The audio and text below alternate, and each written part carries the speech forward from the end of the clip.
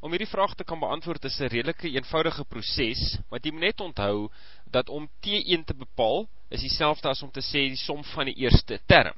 Dit klink dalk nou half onsinnig, maar kom ons kyk byvoorbeeld na die ewe getalle, 2, 4, 6 en 8. Die som van die eerste term van 'n reeks is 2, maar dit is ook die eerste term. So met ander woorde, S1 is A of is gelyk aan T1, die eerste term. Ons skryf baie keer A in die plek van T1, en dis 'n geval van vervang nou net die n met daai 1. So dis 1 kwadraat en dit is 1. Dan gaan kyk ons nou na die tweede term. Nou die tweede term kan ons nie net sê die som van die eerste twee terme nie. Dis duidelik nie so nie. Maar as ons die eerste twee terme bymekaar getel het en ons trek dan die eerste term daarvan af, dan kry ons die tweede term. So T2 is dieselfde as om te sê S2 minus S1.